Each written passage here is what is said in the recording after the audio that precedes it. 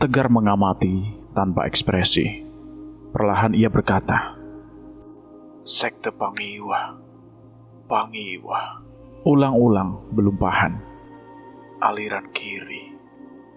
Mereka mencari kesempurnaan dengan membakar tubuh dan jiwa lewat hawa nafsu. Makin mabuk, makin hilang kendali, makin jauh dari dunia. Mereka percaya itu mendekatkan mereka pada kekuatan leluhur.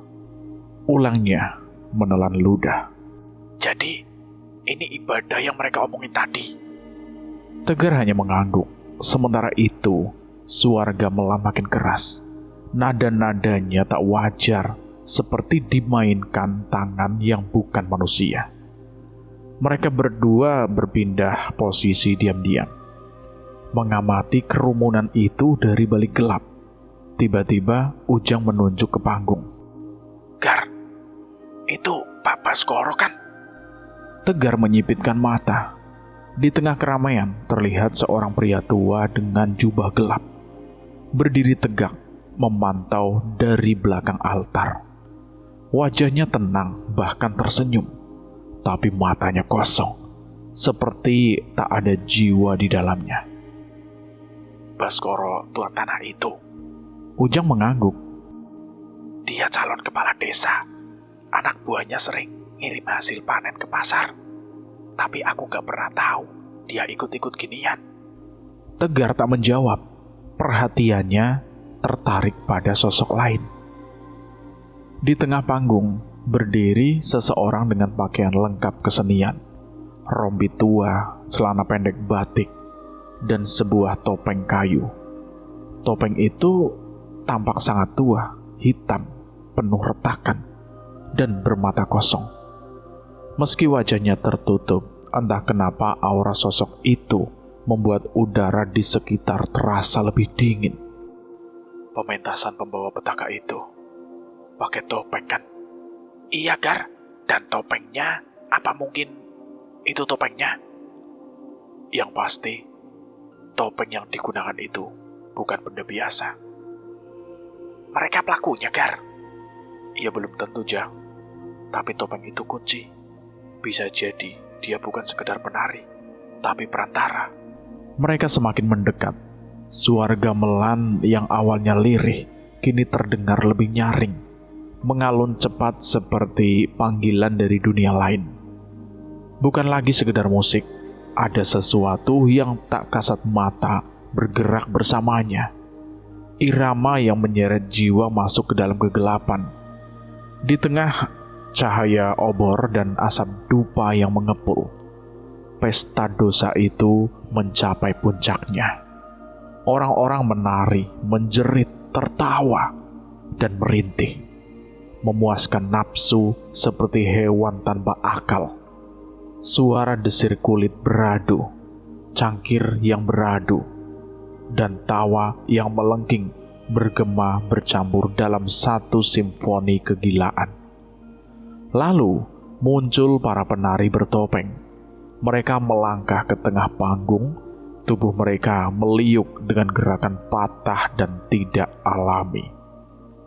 Pecut panjang di tangan mereka dihentakkan ke udara dan tanah. Setiap hentakan menghasilkan suara seperti jerit dari neraka. Tubuh-tubuh penonton bergidik, bukan karena takut, tapi karena terangsang oleh kengerian itu. Dan kemudian, Baskoro naik ke atas panggung. Pria tua itu berdiri angkuh. Tubuhnya dibalut jubah merah gelap. Wajahnya bersinar oleh cahaya obor, dan mata yang memantulkan kegilaan. "Akan ada yang lebih nikmat dari malam ini. Esok, semua akan dituntaskan. Tumbal untuk Nyi Sekar Mayang, dan kita akan menjadi bagian dari Trahkala Seto." Sorak-sorai meledak. Orang-orang di sana seperti kesurupan, berteriak, menari, dan bersujud kepada panggung, menyebut nama yang belum pernah Ujang dengar sebelumnya, Nyi Sekar Mayang. Tegar terdiam, matanya tajam menatap ke arah Baskoro. Tapi bukan rasa takut yang tergambar di wajahnya, melainkan kebencian mendalam. Ujang menoleh dan terkejut. Wajah Tegar berubah, matanya berair, namun tubuhnya bergetar hebat seperti ingin meledak. "Kala Sedo," gumam Tegar geram. Tangan Tegar terkepal, ia hendak bangkit. "Tegar, jangan nekat," bisik Ujang, buru-buru menarik tubuhnya. Ia tahu ada trauma besar yang sedang membara dalam diri Tegar. Trauma yang berasal dari masa lalu yang belum pernah Tegar ceritakan. "Tegar, tolong jangan, ya." Suara Ujang nyaris panik. Ia memeluk sahabatnya dari belakang, berusaha mencegahnya maju. Tapi sebelum Tegar sempat melangkah, angin tiba-tiba berhenti, seolah seluruh hutan menahan nafas. Sesuatu hadir, sebuah kekuatan yang membuat seluruh bulu kuduk mereka berdiri. Tegar menyadari hal itu hingga menahan amarahnya. Mata Tegar membelalak. Ia menoleh ke arah gelap di sisi hutan. "Jang, ada yang datang," bisiknya, suaranya nyaris hilang. Keheningan itu lebih menakutkan dari suara gamelan. Tidak ada suara burung malam, tidak ada desiran angin. Tapi mereka tahu, ada yang memperhatikan mereka. "Cukup, kita pergi sekarang." Tegar menarik tangan Ujang, kali ini dengan paksa. Ujang tak melawan, ia pun merasakan tatapan dingin menusuk punggungnya, seperti mangsa yang disadari oleh sang pemangsa. Mereka berlari keluar dari hutan, nafas mereka tersengal, jantung berpacu liar, dan ketika mereka menoleh, mereka melihatnya.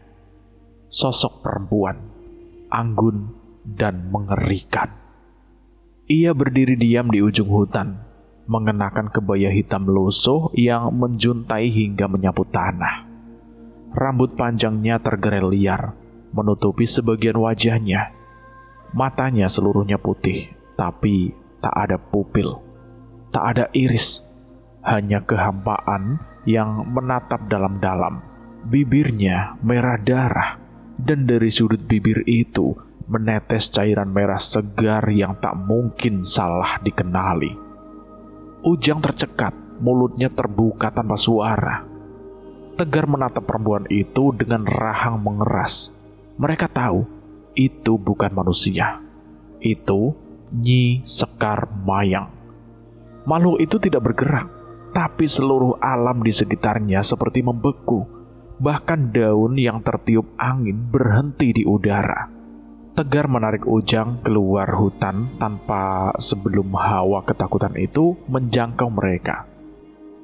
"Maaf ya Mas Tegar, tempatnya cuma begini," ujar Ibu Guna dengan senyum lembut sambil membentangkan tikar rotan yang sudah agak lusuh di ruang tengah rumah panggung kayu itu. "Matur suwun Bu, gini aja udah nyaman banget kok," balas Tegar sambil sedikit membungkuk penuh hormat. Senyumnya tulus dan sorot matanya lelah tapi bersyukur. Ujang ikut mengangguk. Mereka baru saja keluar dari malam yang mencekam, dan kini suasana rumah kecil itu terasa seperti pelukan hangat setelah hujan badai. Lampu minyak menyala redup, dan suara malam di desa hanya diisi oleh desiran angin dan nyanyian jangkrik. Mereka rebahan sejenak, membiarkan tubuh dan pikiran meresap dalam keheningan. Namun Tegar menoleh saat melihat seseorang belum tidur. "Belum tidur, Gun?" tanyanya pelan. Anak laki-laki itu menoleh dan tersenyum.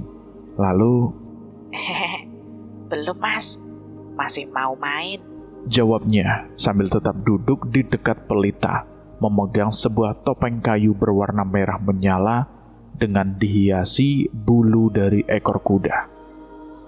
Ujang bangkit, dan berjalan menghampiri Guna. Ia jongkok di sebelahnya, lalu memperhatikan mainan yang dipegang anak itu. Suka bujang ganong ya? Tanyanya sambil mengenali karakter lucu khas dari kesenian Reog Ponorogo. Iya mas, lucu banget. Bisa salto-salto, bisa koprol, terus mukanya aneh tapi keren. Jawab Guna antusias, matanya berbinar. Ujang tersenyum lebar. Ada semangat polos dan jujur di mata anak itu. Semangat yang membuatnya ingin bercerita. Tahu gak Gun, aslinya bujang ganong itu bukan cuma lucu. Dia itu dulunya seorang patih, namanya Raden Bujang Anom. Patih? Kayak pembantu raja? Ya lebih dari itulah. Dia sahabat dan tangan kanan raja, Raja Klono Sewandono dari kerajaan Bantarangin. Usianya masih muda Gun. Waktu itu sang raja buat ngelamar Putri Kediri. Tapi dia berani, lincah, dan cerdik. Dia juga yang pertama melawan pasukan Raja Kediri, seorang pendekar sejati. Guna mendengarkan dengan seksama. Topeng di tangannya yang semula ia anggap hanya lucu, kini seakan hidup dan menyimpan kisah keberanian di balik matanya yang melotot. Jadi, dia itu kayak pahlawan muda? Betul sekali. Tapi dia bukan cuma jago bertarung. Dia juga bisa bikin orang tertawa juga. Di medan perang dia berani. Di tengah rakyat, dia jadi hiburan. Energinya meledak-ledak, tapi selalu jujur dan setia. Terus, topengnya kenapa serem begitu, Mas? Guna menunjuk rambut menjuntai ke atas dan ekspresi liar pada wajah topeng itu. Ujang tersenyum.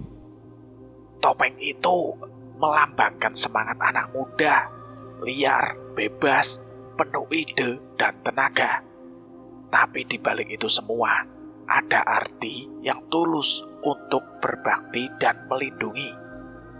Guna memandangi topeng itu lama. Di balik cahaya pelita, ia seolah bisa melihat sosok seorang pemuda berpakaian perang, berdiri gagah di samping rajanya.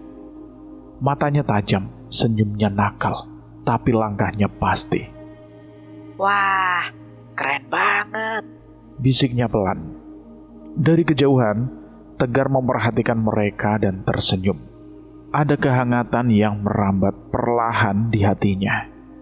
Setelah sekian lama terasa dingin, ia tidak menyangka Ujang yang biasa ia anggap spontan dan ceplas-ceplos bisa sedekat itu dengan seorang anak kecil dan justru membuatnya merasa damai.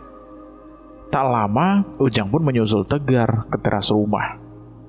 Udara malam desa menyejukkan, harum tanah basah dan bunga melati menyelinap di udara. Bisa juga kamu dekat sama anak kecil itu, Jang.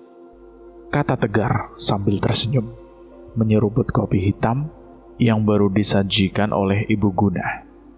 Ujang ikut duduk di sampingnya. Harus bisa lah, Gar. Berapa tahun lagi anakku bakal seumuran Guna? Aku pingin jadi ayah yang bisa ngobrol dan main bareng sama anak sendiri. Tegar memandangi sahabatnya itu. Ia menepuk pundaknya pelan. Harus, dan kamu pasti bisa. Mereka menyeruput kopi hitam yang disajikan oleh Ibu Guna dan menenangkan pikiran mereka yang kalut. Tegar memandang desa itu dengan cemas.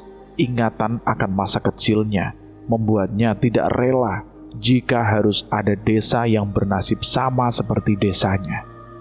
Ia pun menghela nafas panjang. Tenang dulu, Gar. Kalau pikiran kalut, kita bakal susah buat ambil keputusan. Ujang berdiri di sampingnya. Ia menyentuh bahu Tegar pelan. Tegar mengangguk, tapi tidak langsung bicara. Ia menunduk, lalu menghembuskan nafas panjang, seperti mencoba mengangkat beban yang telah lama tertumpuk di dadanya.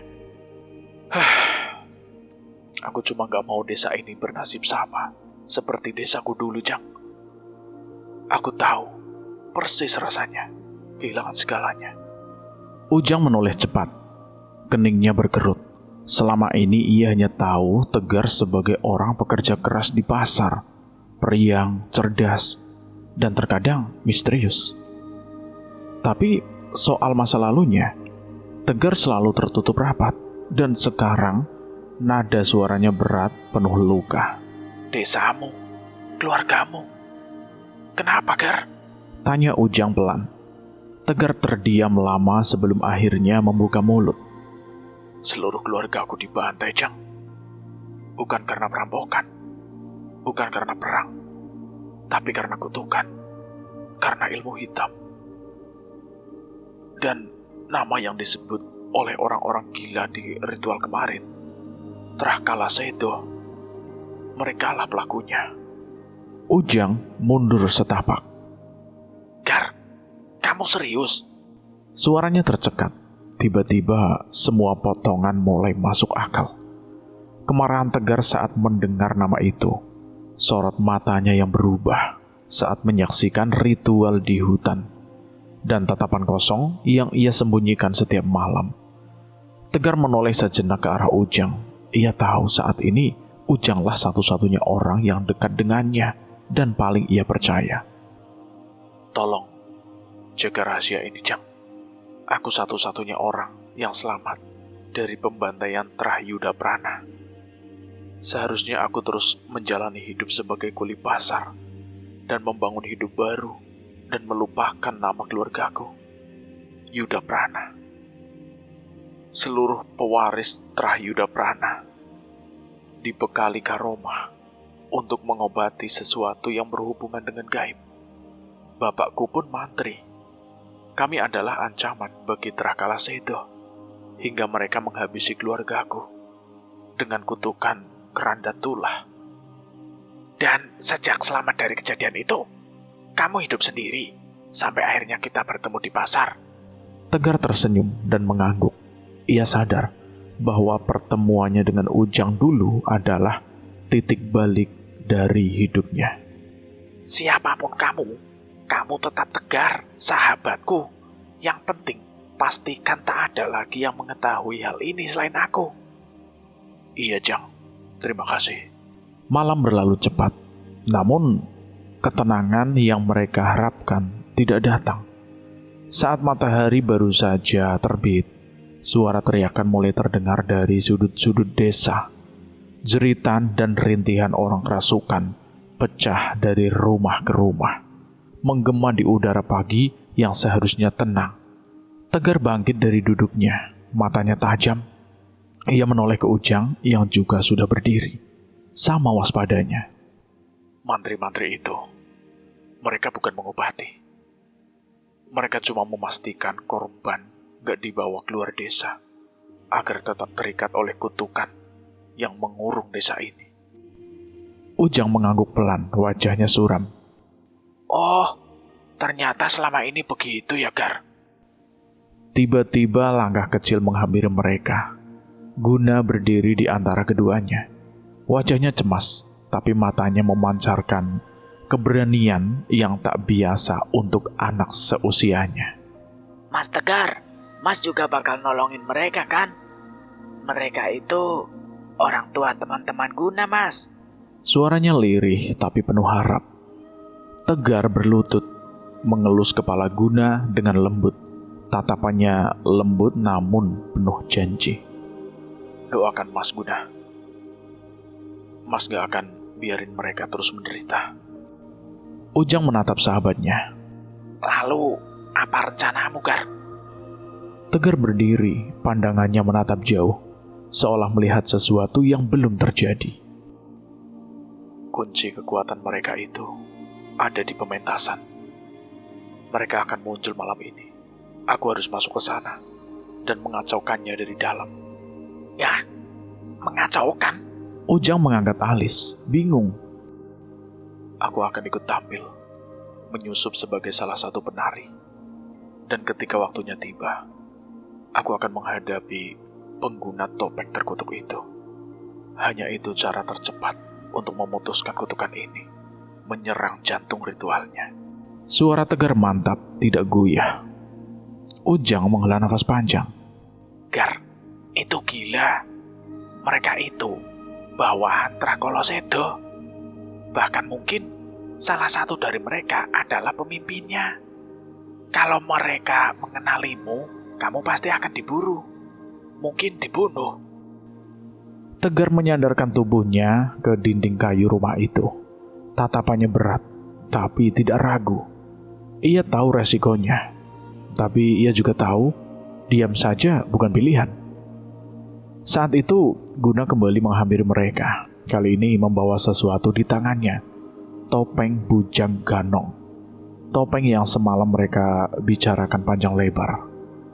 Wajah topeng itu melotot, menyeringai. Tapi di balik itu, kini Tegar melihatnya dengan pandangan berbeda. Kalau yang mengacaukan pementasan itu Sang Bujang Ganong, mereka gak akan tahu kan? Ucap Guna dengan polosnya. Namun dalam kata-katanya tersirat sesuatu yang tajam, harapan, dan semacam strategi tak terduga. Tegar menatap topeng itu lama. Ia mengikat kisah sang patih muda yang cerdik, berani, dan penuh kejutan. Perlahan sebuah senyum muncul di sudut bibirnya, sebuah senyum yang membawa rencana. Menarik, gumam Tegar. Tak ada yang terjadi hingga hari menjemput malam. Tegar sudah meminta Ujang memastikan Guna dan ibunya tetap berada di rumah yang telah ia pagari dari pengaruh gaib. Ia menanti sambil duduk di atas atap rumah, mengawasi setiap sisi desa yang terjangkau matanya. apa gak jadi hari ini, Gar?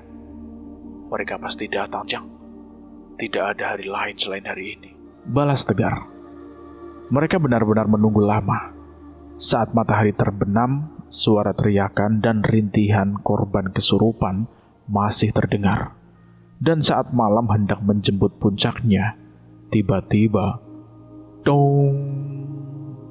Suara gong terdengar dari salah satu sisi desa.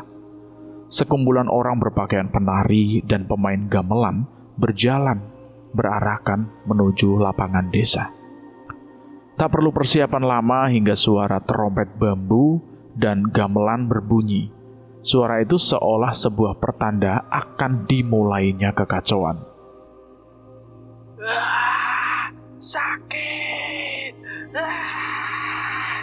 Suara teriakan yang begitu keras terdengar dari salah satu rumah dan bersahutan ke tempat di mana ada korban kerasukan. Jang, jaga Guna ya. Perintah Tegar yang buru-buru mendatangi asal suara itu. Ia berlari sekuat tenaga hingga tiba di sebuah pementasan yang tidak disaksikan oleh satu manusia pun. Semua warga desa ketakutan hingga tak ada yang berani mencari tahu tentang asal suara yang mereka dengar. Tegar berdiri di tepi lapangan yang temaram, hanya diterangi obor-obor kecil yang berkedip di terpa angin malam. Dentuman gong masih menggema, diiringi gamelan yang terus berbunyi. Nadanya mencekam, seperti irama yang memanggil roh-roh lama untuk kembali dari alam gelap. Di tengah pementasan berdiri satu sosok berjubah hitam, pekat. Wajahnya tersembunyi di balik topeng kayu tua berwarna kelam, memancarkan aura busuk dan bau anjir darah. Gerakannya lambat mengikuti alunan musik, seolah menari untuk menyambut kematian. Tegar menatap lurus ke arahnya. Dari balik tas gendongnya, ia mengeluarkan topeng Bujang Ganong. Topeng itu kontras sekali, merah menyala. Dengan rambut hitam menjuntai dan tatapan menggoda penuh keberanian. Tapi malam ini, itu bukan sekedar hiasan panggung. Topeng itu adalah penantang. Dengan satu tarikan nafas panjang, Tegar mengenakannya. Dan seketika itu pula, sesuatu dalam dirinya berubah. Bukan hanya karena karomah warisan Trahyuda Prana, tapi karena tekad dan luka-luka yang telah membentuk keberaniannya. Tak akan kubiarkan kalian mendapatkan apa yang kalian mau. Gumamnya mengumpulkan segenap nyali. Ia melompat ke tengah panggung tanpa sepatah kata. Langkahnya mantap, tubuhnya menegang lalu mulai bergerak. Tegar melompat, melakukan salto. Ia menari, bukan untuk hiburan, bukan untuk disanjung. Ini adalah tarian perang. Gerakannya liar, cepat, penuh kejutan, mewarisi kelincahan Bujang Ganong, sang patih muda dalam legenda. Tapi lebih dari itu, setiap hentakan, setiap putaran tubuhnya menyimpan makna. Siapa kau? Bentak salah satu penari. Bagaimana bisa? Dia tidak kerasukan. Tegar tak menjawab. Ia hanya menghentak tanah, menimbulkan getaran. Tangannya berputar seperti badai, tubuhnya meliuk tajam, menyayat udara. Di balik setiap gerakan, terpampang aksara tua yang memenuhi sekujur tubuhnya. Dari dada, punggung, hingga kaki dan lengan. Rajah-rajah mantra dari tinta daun kelor dan abu dupa kemenyan 7 malam. Aksara warisan Yuda Prana, tubuhnya adalah kitab. Gerakannya adalah doa. Gamelan melambat, angin malam menegang. Sosok bertopeng kayu tua memutar kepala ke arahnya. Dari celah topengnya mengalir kabut hitam menebar ke panggung. Berani sekali. Singkirkan dia. Suaranya berat, seperti berasal dari banyak mulut. Beberapa penari maju, tapi Tegar menghadapi dengan teriakan keras. Ya! Bukan teriakan biasa. Itu mengaktifkan rajah pertama di dadanya. Simbol penolak serapah. Cahaya kuning menyala samar dari tubuhnya. Kabut yang mendekat menguap terbakar. Penari itu membalas. Ia mulai menari, gerakannya patah-patah, seperti boneka mati. Setiap hentakan kaki mengundang bayangan hitam dari segala penjuru. Menari bersamanya, mengepung Tegar. Tegar tak berhenti. Keringat membanjiri, tapi ia tetap menari. Kutub dan karomah saling beradu. Ia berputar cepat, lalu menghentak dengan kaki kanan. Di sanalah terukir aksara pengikat ruh. Arahya, Mahya. Teriakan kedua membakar udara. 2 rajah di lengannya menyala, simbol penyegel jalan masuk makhluk halus. Bayangan yang menari langsung berhenti. Mereka menggeliat, mencekik udara tak terlihat. Lalu musnah. Kau pewaris Yuda Prana. Desis penari bertopeng tua itu. Tegar terbelalak, identitasnya terbongkar. Mereka tahu dia bukan sembarangan manusia, tapi ia tak punya waktu untuk gentar. Penari Kalasedo itu mengangkat kedua tangannya. Awan gelap menggumpal di atas panggung. Tetesan air seperti darah mulai turun. Tubuh Tegar terasa berat, seperti dipaksa berlutut. Sendi-sendinya ngilu, dan tetesan merah itu menusuk seperti jarum. Ini belum seberapa dibanding rasa sakit orang tuaku. Tegar menahan semuanya, rasa sakit, rasa takut. Ia tak akan menyerah. Rencana rahasia dimulai. Ia menjatuhkan tubuh ke tanah, menari dalam posisi ngesot dan merangkak-rangkak dengan gerakan yang tak terduga dari tari Ganong. Tapi kali ini tangannya menggurat aksara di atas tanah basah darah. Yahra, Sara, Tada. Teriakan ketiga, tulang punggung dari mantra pemutus kutub. Tanah bergetar, rajah-rajah di tubuh Tegar menyala. Menyebar dari tubuh ke tanah panggung, menciptakan lingkar cahaya. Bodoh, Teriak penari Kalasedo. Ia meraih pecut, bersiap menghabisi Tegar. Namun, gamelan berhenti. Semua terdiam. Penari Kalasedo terpaku. Kakinya tak bisa gerak. Apa? Apa yang kau lakukan? Topengnya mulai retak. Teriakan roh-roh yang selama ini ia kendalikan menderu, memekakan telinga. Tegar berdiri di tengah lingkaran raja. Matanya menatap tajam. Sebuah mantra terakhir mengalir keluar. Brak! Topeng kutukan itu pecah. Wajah penari itu terbakar oleh api yang muncul tiba-tiba. Para pengiring pementasan jatuh satu persatu, pingsan dengan mata melotot. Panas, hentikan. Penari Kalasedo meronta. Wajahnya terbakar ketika topeng itu terlepas dari kepalanya. Tegar menatap dingin. Darah mengalir dari mata, hidung, telinga, dan mulut orang tuaku.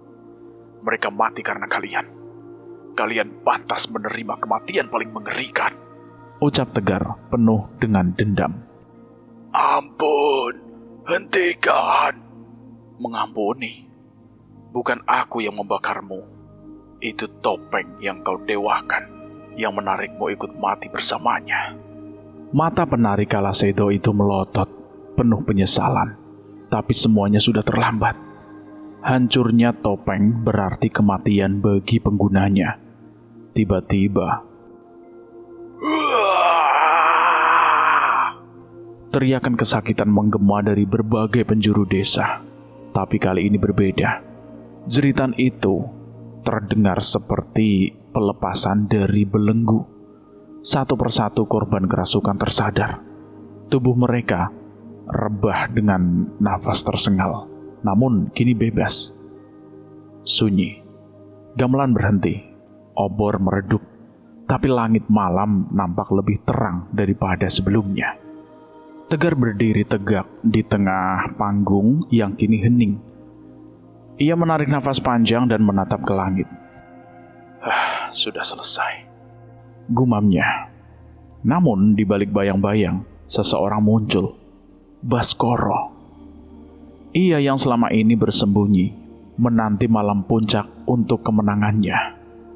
Tak menyangka kekacauan ini, amarahnya meledak. Kurang ajar, teriaknya. Tak lagi peduli jika orang melihat bahwa ia terlibat dalam pementasan terkutuk itu. Tegar menatapnya dari balik topeng bujang ganong yang kini terasa menyatu dengan dirinya. Ia tersenyum puas. Biarlah Trah Kalasedo tahu, masih ada darah Yuda Prana yang hidup, dan tak ada yang tahu siapa dia sebenarnya. Kau merusak semuanya. Kupastikan kau. Brak! Sebuah pukulan telak menghantam wajah Baskoro. Untuk apa ini semua? Tumbal demi menjadi kepala desa. Brak! Pukulan berikutnya membuat Baskoro tersungkur. Tapi dengan tongkat ia kembali berdiri. Aku Baskoro, tuan tanah desa Watu Asih. Juragan di sini. Kubunuh kau. Brak! Tegar menghantam lagi dan lagi. Pukulan demi pukulan menghajar wajah angkuh itu. Anak kecil itu tak bersalah. Hanya karena nafsumu. Kau ingin mengorbankannya. Brak! Brak! Kepala desa konyol. Kepala desa melindungi, bukan menjadikan warganya tumbal.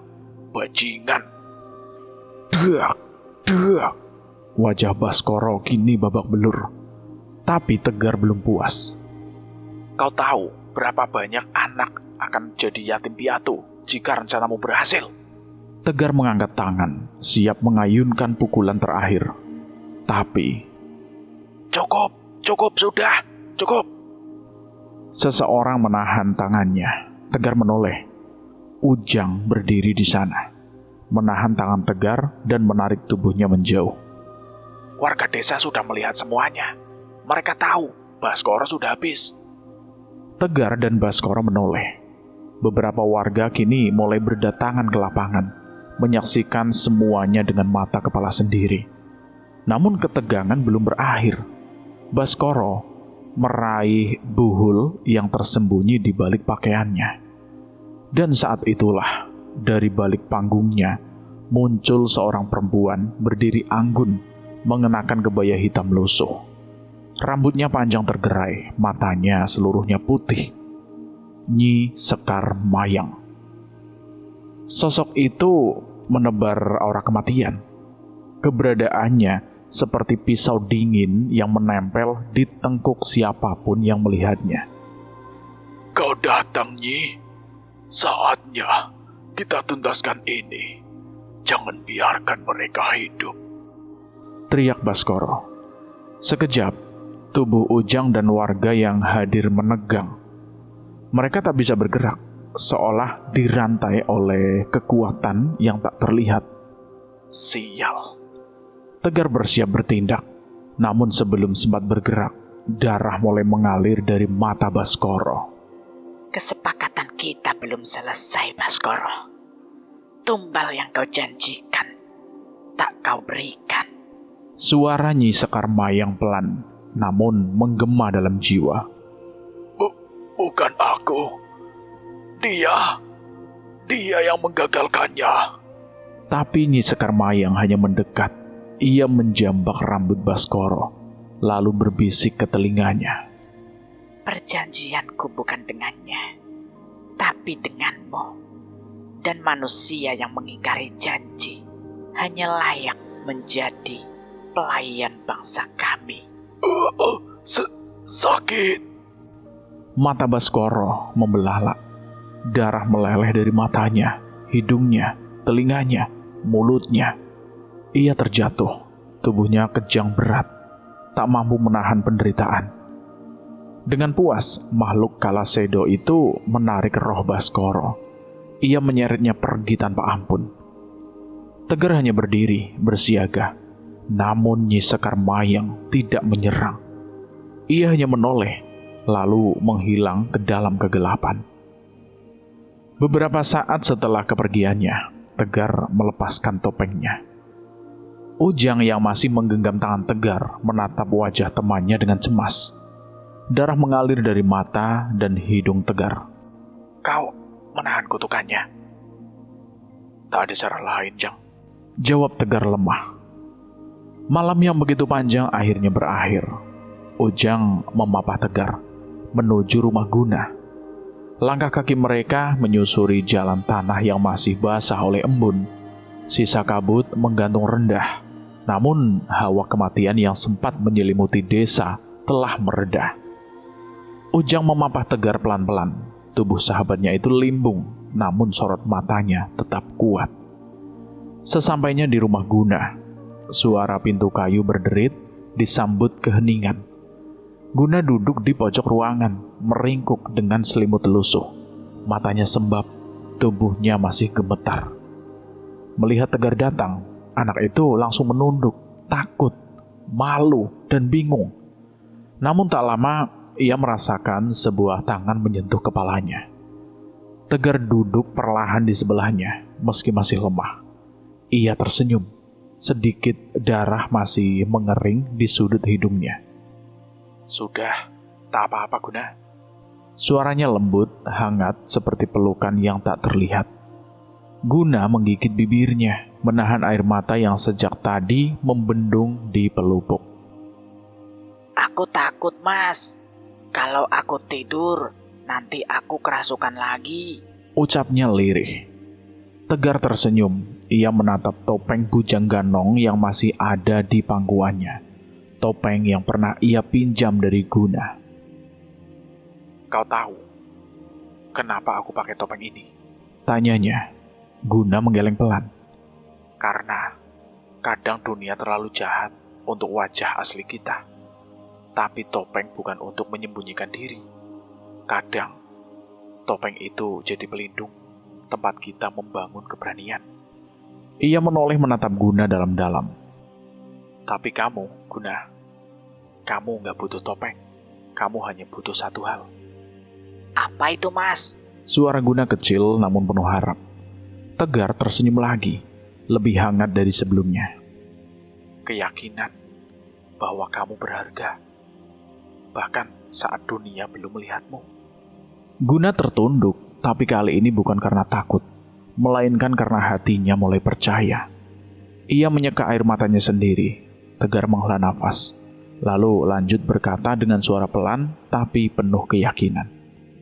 Kamu harus tumbuh jadi laki-laki yang kuat, Guna. Dan saat waktunya tiba, jangan biarkan lagi lutut ibumu jatuh ke tanah, memohon pada manusia. Dan hal itu hanya bisa terjadi saat kamu bisa melawan rasa takutmu. Air mata Guna menetes. Ia tahu persis apa yang Tegar maksud. Ia pernah melihat ibunya menangis diam-diam, memeluknya sambil menahan dunia agar tak menyentuhnya. Dan sekarang, kata-kata Tegar menyalakan sesuatu di dadanya. Guna janji, Mas. Apa Mas Tegar akan pergi? Tanya Guna, nyaris tak terdengar. Namun tak ada jawaban. Saat ia menoleh, Guna mendapati Tegar telah menunduk, tertidur dalam duduknya. Lelah luar biasa setelah semua ini yang ia hadapi malam itu. Wajahnya damai meski tubuhnya penuh luka dan darah yang mengering. Guna hanya menatapnya dengan mata berkaca. Lalu ia menggenggam tangan Tegar pelan dan berbisik.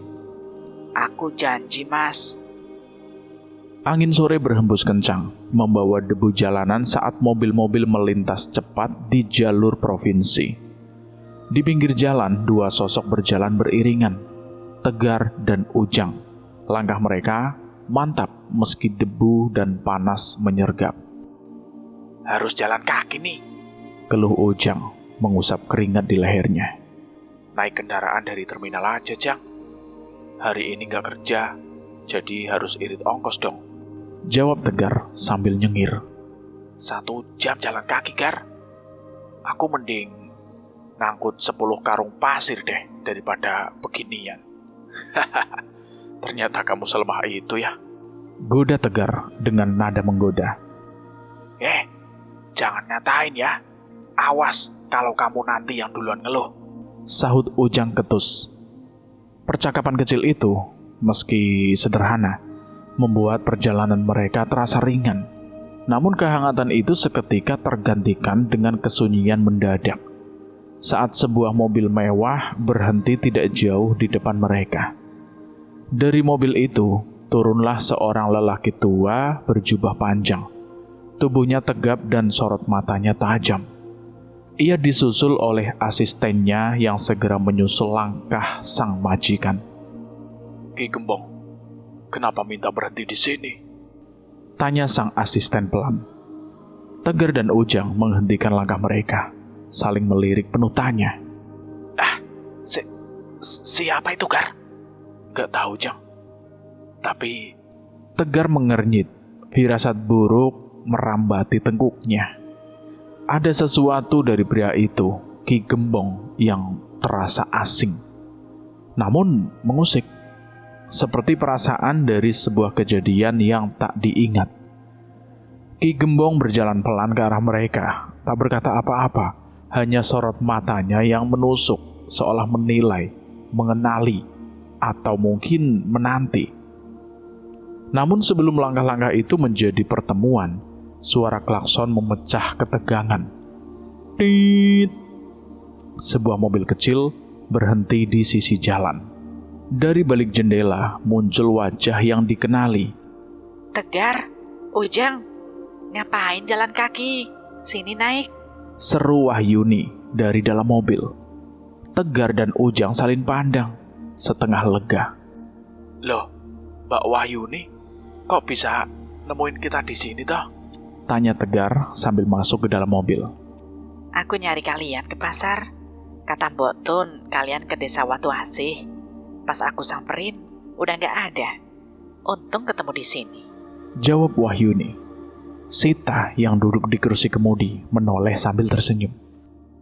Katanya kalian nolongin warga desa yang kerasukan. Hebat juga ya kalian berdua. Saya cuma nemenin kok, Mbak. Semua ini Mas Tegar. Ucap Ujang merendah. Padahal tadi di desa, warga udah siapin syukuran buat kalian. Tanda terima kasih, tapi kalian malah kabur duluan. Gimana nih? Tanya Wahyuni heran. Gak nolak kok. Kami terima kan, Gar? Sahut Ujang dengan cepat. Bener, kami gak kerja sehari. Jadi ya, buat gantiin bayaran kami ambil uangnya beberapa lembar buat makan. Tambah Tegar. Wahyuni tertawa kecil sambil menggeleng pelan. Kenapa tertawa, Mbak? Tanya Tegar heran. Enggak, Mas. Cuma aku yakin tahu persis berapa uang yang kalian ambil.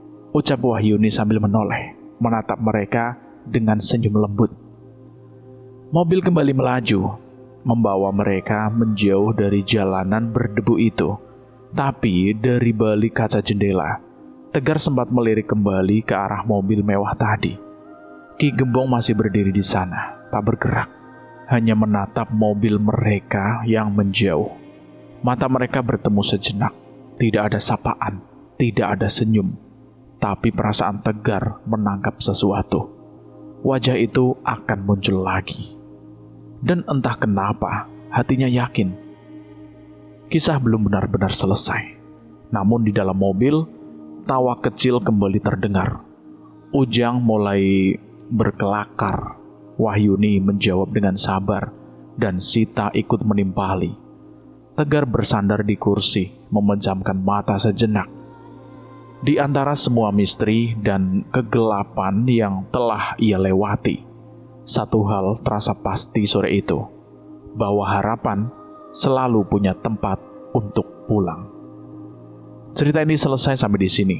Bagaimana menurut teman-teman semua tentang cerita ini? Silahkan tulis di kolom komentar. Terima kasih juga buat kalian semua yang sudah mendengarkan cerita ini sampai habis.